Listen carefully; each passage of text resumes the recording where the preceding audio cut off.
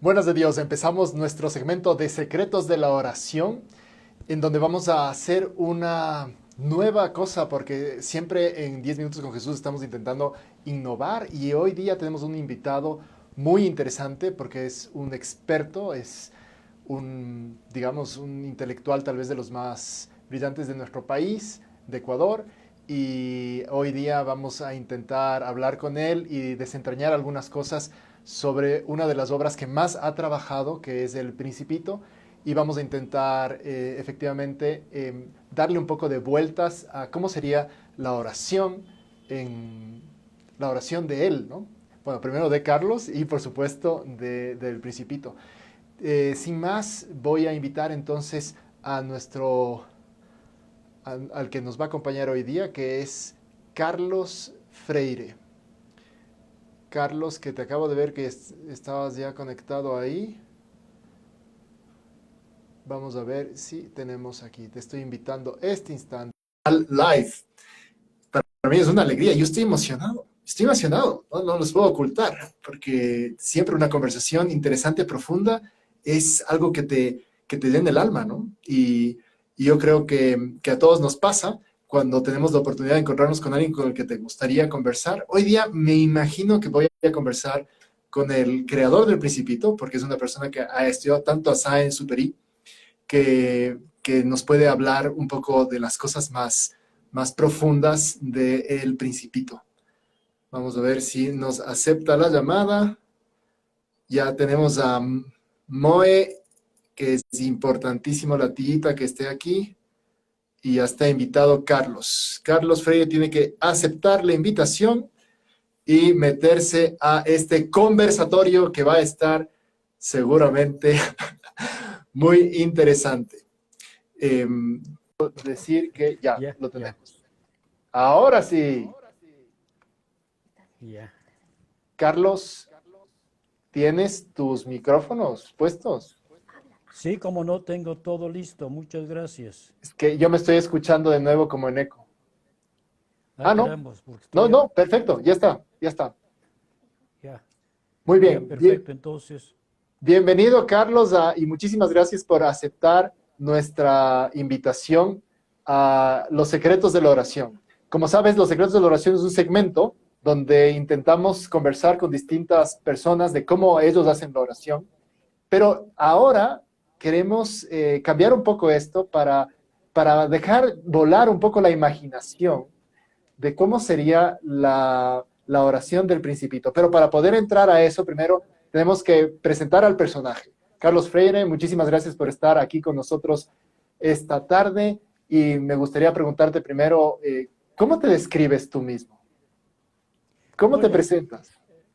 yo diría que en primer lugar me presento como una persona cuyo sentido de la vida se radica en la fe. Para mí eso es lo más importante. Muy Luego, bien. ya después en la parte práctica, existencial, he dedicado mi vida a la docencia. He trabajado toda mi vida como docente, primero en colegio, después 40 años en universidades, siempre tratando de colaborar con los jóvenes en su propia formación, en su desarrollo, en que alcancen un camino que les lleve a la trascendencia. Y luego también en mi vida intelectual he trabajado en historia y en filosofía. Muy bueno. Investigando, me gusta mucho la investigación, soy un ratón de archivos, una polilla de biblioteca, de Muy tal bien. manera que en ese han dado muchos años en la vida, justo con la colaboración de mi familia, mi esposa, mis hijos, ¿verdad? Que son también parte de esta razón de vivir. Lógico. Carlos, entonces, ¿estás casado? ¿Cuántos hijos tienes? Para que nos siguen ellos también tus mismas inclinaciones intelectuales. Bueno, estoy bien casado, gracias a Dios, excelentemente casado, ¿no? Muy bien. Eh, eh, Compartimos nuestra fe, mis hijos son tres. El primero, Mateo, se dedica a la ecología, el segundo, Tomás, se dedica a administración de empresas, negocios, la tercera, Raquel, se dedica a la educación, a la pedagogía. Ah, qué Pero bueno. los tres también todos tienen inquietudes intelectuales, les gusta leer, les gustan los libros. Muy bueno. De hecho, en eso seguimos toda una tradición familiar, tanto de parte del papá como de la mamá, ¿no? Que Muy bueno. hemos sido familias muy lectoras, muy lectoras. Carlos, muy bien. Entonces, ¿desde dónde empiezas tú a relacionarte con el Principito? ¿Cuándo empieza? Justamente me imagino que habrá sido como una herramienta para llegar más a tus alumnos y abrirles estos caminos de trascendencia, pero ¿cuándo se empieza a estructurar tu relación con Saint-Exupéry? Hace muchos años, yo era estudiante en la Universidad Católica de Valparaíso y teníamos que tomar cursos que se llamaban lecturas de filósofos. Ya, Los profesores nos ofrecían una lectura de un libro de Kant, de Aristóteles, de Heidegger, de Santo Tomás. Y un buen día un profesor que era un genio, un maestro, fue nuestro maestro, don Luis López González, presentó lectura del Principito. En filosofía nosotros nos quedamos un poco admirados, pero dijimos, vamos a ver qué nos dice don Lucho en este curso. Ahí comenzó mi andadura con el Principito. Él nos enseñó a leer el Principito de una manera mucho más profunda, más allá de un cuento para niños. Él hacía una lectura estructural, que yo no comparto, ¿verdad? Porque él era filósofo estructuralista, pero sí me abrió las puertas para entender que este libro es realmente un libro profundo que sirve para ayudarnos a entender, encontrar el sentido de la vida, que es lo fundamental. Por bien. eso usé yo este libro muchas veces en mis cursos, sobre todo de introducción a algunos temas, introducción a la filosofía, introducción a la literatura, y después ya dando seminarios autónomos sobre la lectura del Principito. ¿Y has notado que la gente que recibe estos cursos se ha habido tocada por esta necesidad de abrirse a lo importante, de que lo fundamental no es visible a los ojos, de la simplicidad de la vida? Me imagino que hay mucha gente que estará tocada por esto, ¿no?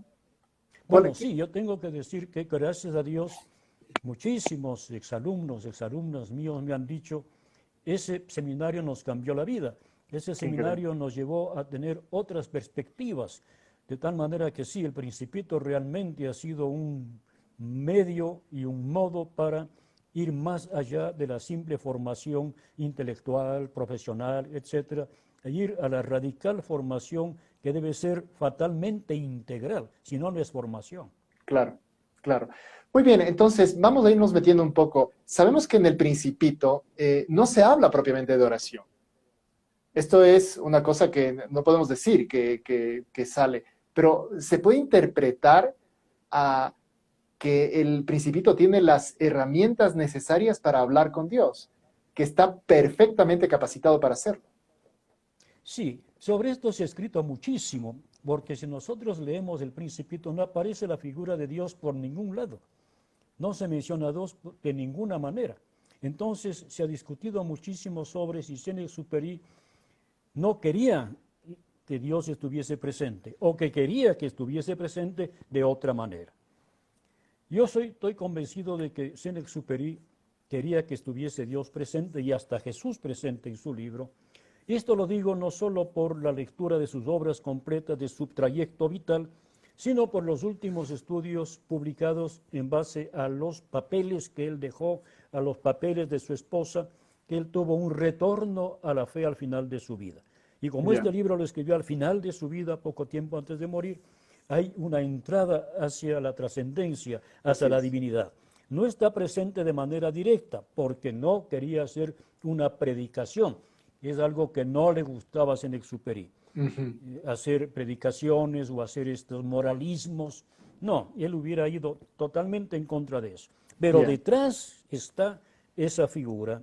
Y hay que entender una cosa, en el mismo capítulo 4, ahí dice, no me gusta que se lea mi libro a la ligera. Esto es un aviso para que nosotros leamos este libro en profundidad y ir buscando las pistas para encontrar lo que él nos quiere decir. Perfecto. Y a ver, ¿y cuáles serían un poco esas pistas, esos rastros de Dios dentro del Principito? Ya, por ejemplo, el hecho mismo de que el Principito es, digamos así, una persona en búsqueda, una persona insatisfecha, Ujú. tiene un fracaso, aparente fracaso con su Rosa, y sale a buscar.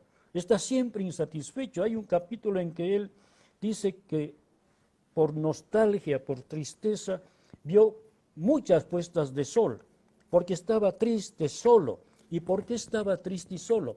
Porque no tenía con quién relacionarse, porque no tenía a dónde ir más allá. Se había quedado en sí mismo, entonces por eso viene la tristeza. Y sale a buscar. Esa búsqueda es doble. La búsqueda del amor humano, la rosa, pero también detrás de eso se esconde la búsqueda del amor definitivo. Y esto se ve cuando le dice el Principito al narrador: parecerá que he muerto y no será verdad. Porque de hecho la serpiente muerde al Principito y él cae, muere, pero no será verdad.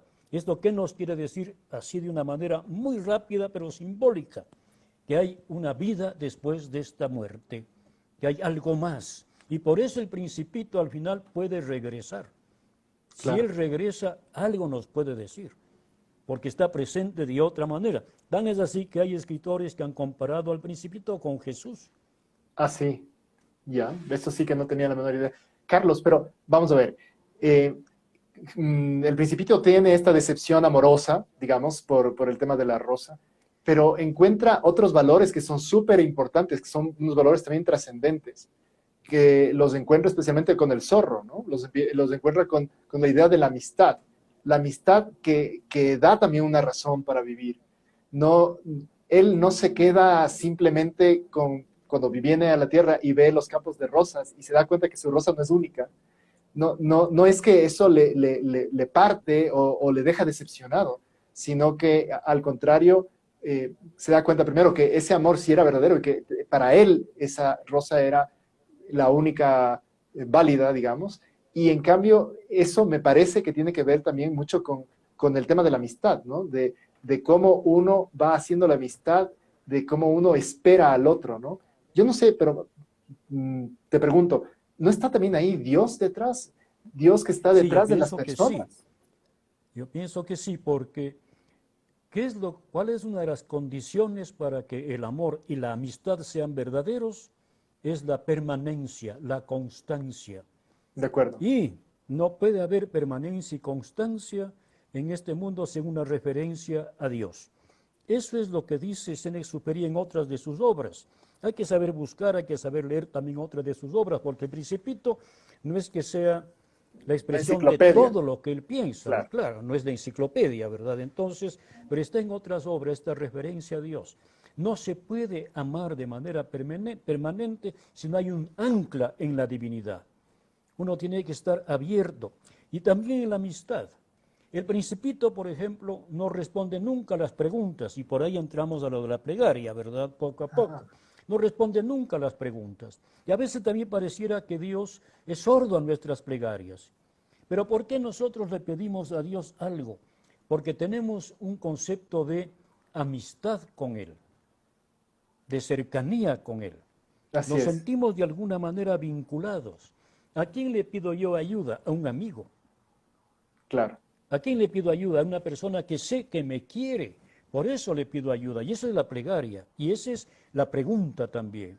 Pedir una respuesta, pedir algo y esperar, lógicamente, la respuesta.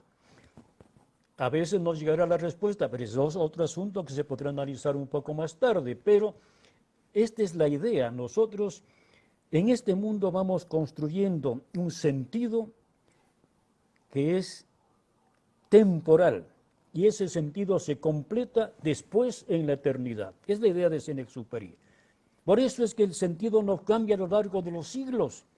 Lo dice en el capítulo 14, el mundo ha cambiado, pero la consigna sigue siendo la misma: relacionarnos unos con los otros. Qué increíble.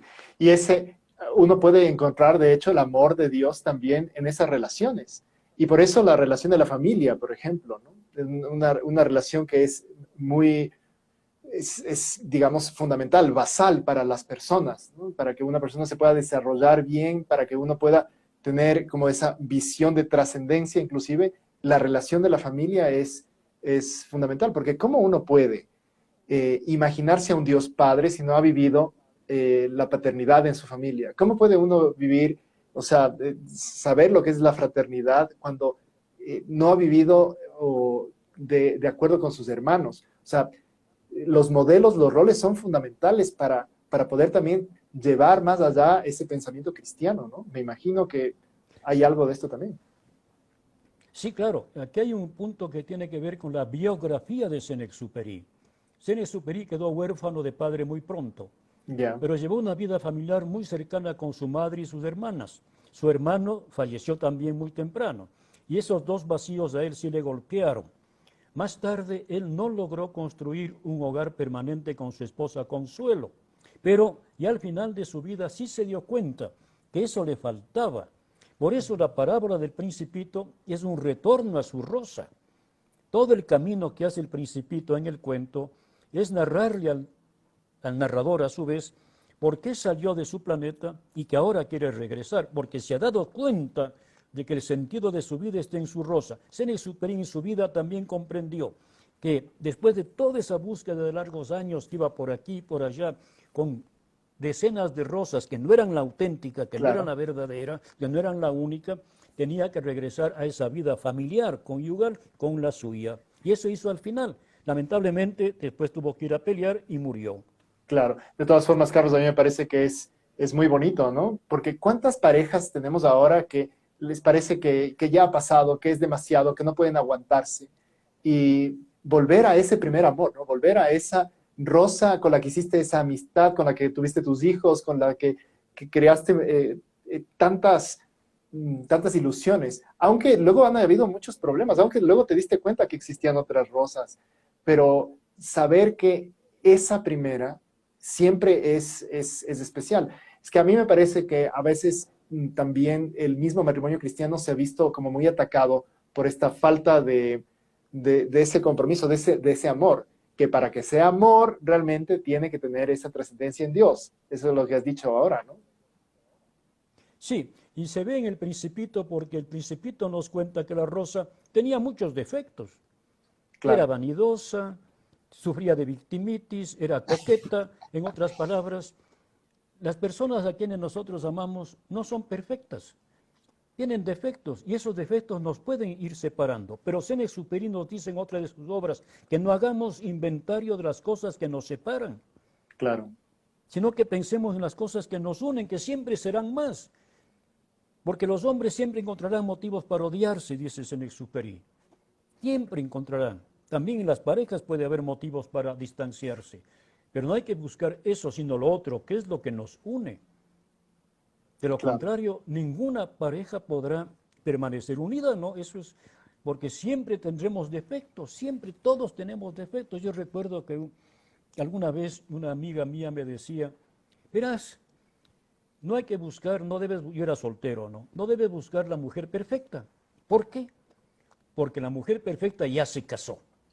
Y se casó con el hombre perfecto. Ya están casados la mujer perfecta con el hombre perfecto. Uno tiene que buscar la pareja perfecta para uno. Claro, Ya, esto es. sabiendo que uno tiene defectos, la pareja tiene defectos y con eso construimos.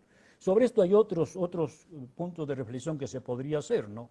Claro, pero a ver, un poco el tema de los defectos, porque, a ver, yo creo que una cosa que es perfecto el Principito es en buscar, en hacer como un examen simple de las personas, ¿no? Y por eso se va encontrando con los distintos mundos, con gente que se presenta y que tiene como algunas cosas positivas y otras cosas negativas. Y es impresionante cómo el Principito puede como absorber y tener como una visión clara. Yo me parecía que una forma de poder también hablar de la oración, el Principito, es ¿por qué él tiene esa visión de niño?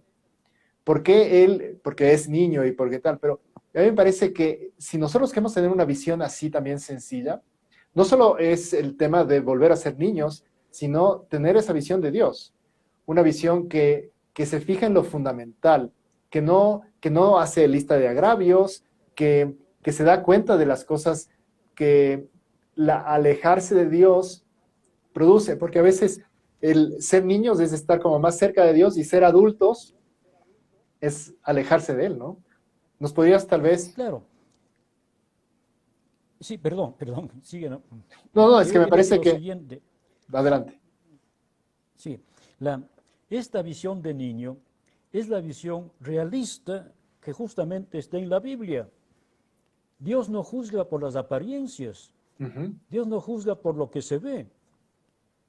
En el libro de Samuel, cuando Samuel tiene que escoger al rey, todo el mundo pensaría que va a escoger al más fuerte, al más grande, al más poderoso, y escoge a David, ¿verdad?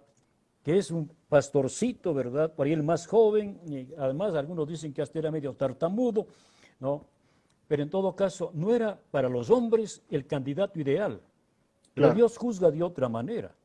El principito hace exactamente igual, no como los hombres, los adultos, que los se fijan en adultos. las apariencias, sino va a lo esencial, con esos ojos limpios del que quiere conocer la verdad del otro, sin prejuicios, ¿no? Ahora, Eso significa ser niño en el principito, claro, ¿y tú ¿verdad? crees que podríamos igualar esto, que es lo que logra la persona que hace oración, los que estamos intentando buscar siempre a Dios? Esto es lo que poco a poco va quedando en el alma, ir a lo más esencial. ¿Podría ser? Yo pienso que sí, porque poco a poco, cuando la persona va creciendo en la vida de relación con Dios, va dejando de lado las cosas superficiales. Cuando uno es niño, pide con todo el alma que gane el Ecuador en el partido de fútbol. Eso es lo importantísimo, es lo fundamental. Y está bien que un niño pida eso. A veces también pedimos eso los viejos, ¿no? Pero bueno, ¿qué quiero decir? No es que esté mal, sino que poco a poco vamos nosotros purificando lo que pedimos. Y al final vamos llegando al esencial. Igual pasa con la vida de relaciones, de amistad, de amor, ¿verdad? Que poco a poco se va llegando al esencial, a lo fundamental, a aquello que realmente une a los amigos, a los amados, etcétera, ¿verdad? Lo esencial, lo fundamental, aquello que hace que la vida valga la pena de ser vivida. Sí, Aquello sin lo cual no se puede vivir, ese es el punto además, fundamental, ¿no? claro. Y entonces podríamos decir que mientras más vida de oración, más volvemos a ser niños, más volvemos a tener esa simplicidad. Porque, claro, hay una cosa que es interesante, que es que la oración es amistad, ¿no? Esa amistad al que le podemos pedir cosas, al que le podemos contar nuestras cosas, es amistad. Y la amistad tiene un componente fundamental que es que uno se va haciendo similar al amigo, ¿no? Es lo que dicen los clásicos, ¿no? Sí, Eh, sí, sí. de que, y claro, al ser cada vez como el amigo es la simplicidad absoluta. Dios es lo más simple, ¿no? Es la unidad, o sea, los trascendentales del ser, es como lo más puro, lo más simple y tal. Y al ser mucho tiempo oración, uno puede tender a también simplificar su vida, ¿no? Por eso, hay muchas personas que tienen como una cabeza un poco desordenada, más que desordenada, que tienden mucho a darle vueltas a las cosas, al fideo mental, ¿no? Rezar para estas personas es fundamental porque ahí también uno va haciéndose más simple, va recuperando esa visión de niño que tenía justamente el principito. Yo diría que eso es un punto importantísimo, porque el niño normal y corriente, ¿verdad? No ahora el simbólico, sino el niño normal y corriente, siempre expresa necesidades, Claro, siempre pide. Tengo hambre, tengo sed, tengo frío, mami dame esto, papi quiero esto. Está pidiendo. ¿Por qué pide? Porque él sabe que no puede satisfacer sus deseos por sí mismo.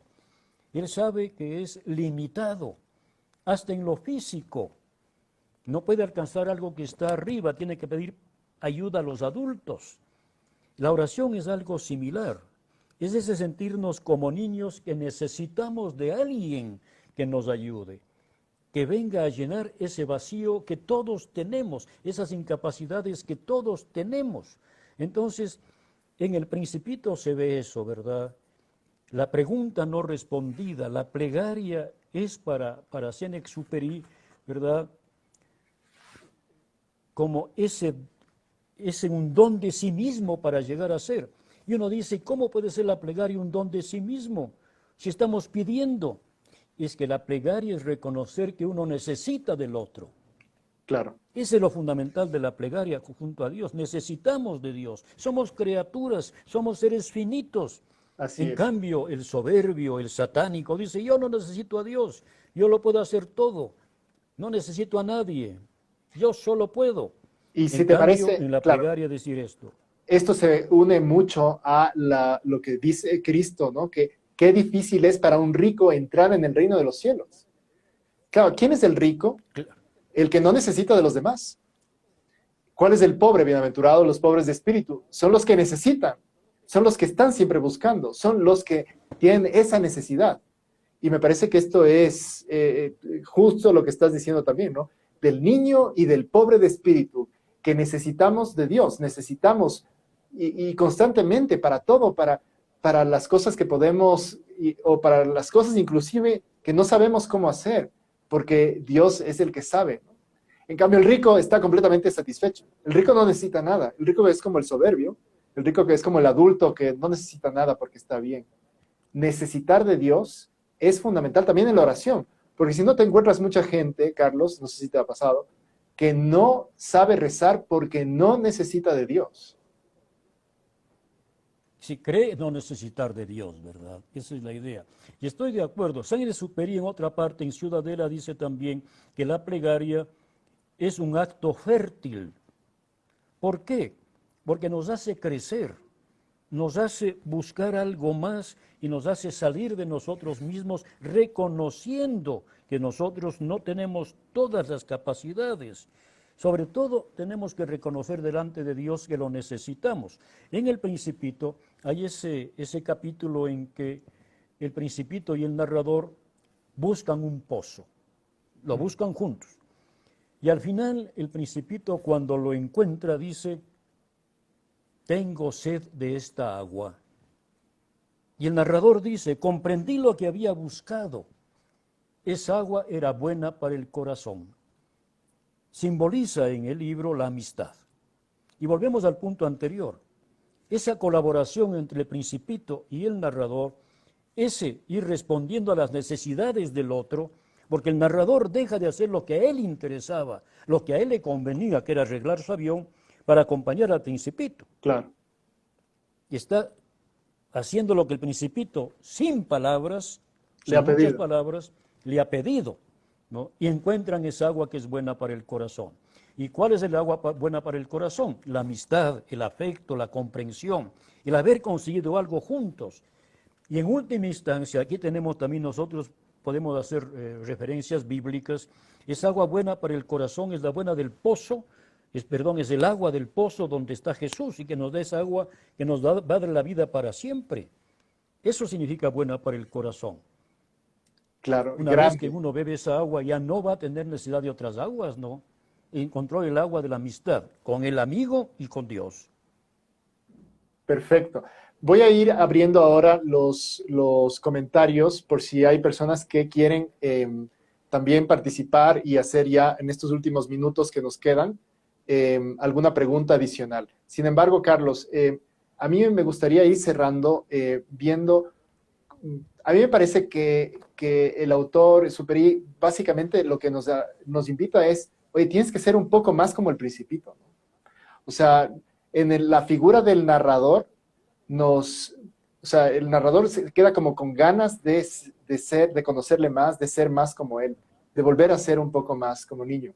Y yo creo que es una de las invitaciones que nos hace el autor a nosotros, para cada uno, ¿no? O sea, que realmente aprendamos de nuevo las cosas básicas, que volvamos a los esenciales, ¿no? Al primer amor, Sí. que intentemos meternos un poco más en lo que es la vida de la amistad, el saber entregarse, el saber escuchar, el evadir todas estas, el borracho, el vanidoso, el farolero, o sea, los peligros del volcán, o sea, hay cantidad de cosas que nos invita de nuevo a reavivar en nuestros corazones. ¿Qué nos dirías al respecto entonces sobre lo que busca definitivamente el autor? ¿Relacionarnos con el Principito o Ya, volver a ser como Principito? volver a ser como el Principito que nos enseña cuál es el auténtico sentido de la vida. El rey, el vanidoso, el borracho, el hombre de negocios, el geógrafo, no han encontrado el sentido de la vida. El único que lo ha encontrado, muchas veces sin darse cuenta, es el farolero, porque hace algo que sale de Útil. sí mismo en beneficio de algo fuera de él. Todos los demás buscan su propio beneficio de una u otra manera, aunque también puede tener alguna buena cualidad, ¿verdad? Claro. Como el rey, que es racionalito. Pero bueno, entonces, ¿a dónde voy? Sí, el autor nos pide que seamos como el Principito, que busca lo esencial, que busca lo fundamental de la vida sin quedarse en las apariencias o en los accidentes. Eso es lo fundamental. No desperdiciemos la vida en lo accesorio. Por ejemplo, accesorio también son las riquezas. Accesorio puede ser el poder, el placer, etcétera. Busquemos lo esencial. Las relaciones interpersonales con los amigos, con la mujer amada, en fin, con Dios. Perfecto. Nos preguntan, Eli nos dice que ha intentado varias veces leer el libro con su hijo, pero a veces no capta su atención. ¿Alguna para los más pequeños, se te ocurre alguna cosa? ¿Algún Ya, consejo? yo pienso que el Principito puede ser leído por todos, ¿verdad? Pero ahora en esta época pienso que como las nuevas generaciones están mucho en lo visual, etcétera, a lo mejor el Principito no les es tan fácil. Para mí el Claro, Principito debe ser leído con mayor fruición después de los 12, 13 años. Y mejor todavía cuando se llega ya a la adolescencia, cuando comienza a experimentarse lo que es la amistad, el amor primero, etcétera. Ahí es más fácil comprender el profundísimo significado del Principito. Pero claro, con un niño más pequeño, pues hay que ir poco a poco, claro. haciéndole ver las imágenes, resaltándole ciertos acontecimientos, no profundizando otros, ¿no? Perfecto. Bueno, Carlos Santos nos pregunta ahora sobre la sorprendente forma del inicio del libro, ¿no? Sobre el sombrero, la serpiente y el elefante, que es como una prueba que unos superan y otros no superan. Es saber si sabes ir a lo esencial o no. Y es sorprendente este inicio porque, claro, te rompe un poco las perspectivas, porque cuando uno empieza a leerlo, no sabes de qué va. Pero claro, solo cuando terminas de leer el libro te das cuenta que desde el inicio el Principito tenía una visión distinta, que era la visión esencial de la Tierra, ¿no? No sé si estás de acuerdo con esto. Sí, sí, es que es indudable que cuando el narrador presentaba el primer dibujo, la boa cerrada, Ajá. preguntando a los adultos si se asustaban, decían, ¿cómo nos va a asustar un sombrero? No es un Claro, sombrero, es una boa digiriendo un elefante. Pero cuando presenta ese mismo dibujo al Principito, el Principito enseguida dice que no quiere una serpiente con un elefante adentro. El Principito fue capaz de ver más allá de las apariencias. Igual en el capítulo en que le pide un cordero, cuando le claro, da la la caja, caja. dice, ahí está dentro. O sea, desde el principio el autor nos quiere decir esto, lo que dirá después del zorro también, ¿no? Lo esencial es invisible a los ojos, solo se ve bien con el corazón, porque el Perfecto, corazón ve el interior también del otro. No nos perfecto. interesa el color de la piel, no nos interesa la estatura, no nos interesa si es rico, si es pobre, si es niño, si es viejo. No, todos somos personas humanas con las cuales es posible establecer una relación afectiva profunda. Perfecto. Muy bien. Simplemente terminamos con un comentario de Cristina Kepter. Dice, El Principito es de mis libros favoritos y que qué belleza verlo de este lado, desde la oración. Tengo la colección del Principito en muchísimos idiomas, algunos inclusive que no entiendo, pero lo importante es el mensaje. Chévere. Bueno, muchas gracias Bueno, por todo esto. Carlos, ha sido realmente interesante. Ana María Guzmán también nos manda un mensaje, quiere volver a ver toda la entrevista. Yo también, porque me parece que también lo esencial no se capta a la primera, sino que también uno tiene que ir varias veces a ver cada vez las cosas para verlo desde distintas perspectivas, como nos dice también Joana Vázquez. así es. El Principito, no digamos soporta, ¿no? Al revés, exige muchas lecturas, que estemos con él una y otra vez. Cuando le preguntamos alguna vez a nuestro profesor allá en Valparaíso, don Lucho, ¿Y cuántas veces habrá que leer el Principito para ya entenderlo mejor? Nos dijo, bueno, comiencen por unas 100 veces. ¿Y Sí. Carlos Freire, cuántas veces ha leído El Principito? Bueno, Carlos Freire ha leído el Principito innumerables veces, no las he contado, ¿no? Pero comencé a leerlo de manera ya seria hace un poco más de 50 años y le estoy repasando prácticamente todos los días, todos los días. Hay una idea nueva, he publicado un libro sobre él, por eso es Buenísimo. que también... y sin embargo, este rato ya podría ser una nueva edición corregida y aumentada, porque hay nuevas ideas, hay nuevos aportes, nuevas reflexiones. Y siempre que doy el seminario es interesante. Nunca es igual el uno al otro. Nunca. No solo por las nuevas ideas que afloran, sino porque la respuesta de los oyentes es diferente. Cada uno trae sus experiencias y se enriquece el seminario con la vida de todos. Es realmente formidable, es fascinante. Increíble.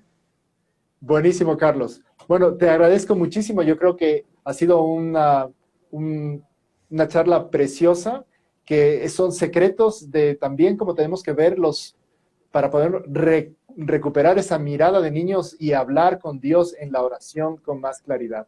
La oración, la amistad, el primer amor, han salido cosas que son fundamentales, es volver a las bases. Y por eso te agradezco muchísimo por todos estos inputs. Yo creo que tendremos que hablar otra vez más, porque me parece que puede darle todavía más luces si quieres enfocando alguna cosa. Eso ya lo conversaremos los dos en el futuro a ver cómo podemos materializarlo, pero te quiero agradecer a nombre de todo el equipo de 10 Minutos con Jesús y también de todos los que nos escuchan, porque todas estas cosas son muy enriquecedoras y nos ayudan, yo el primero, a mejorar mi trato con Dios. Carlos, muchísimas gracias. Gracias también a ti, gracias por poder ser útil a las personas. Es lo mejor para servir es servir. Perfecto. La mejor forma de terminar. Muy bien. Bendiciones. Gracias, Bill. Gracias.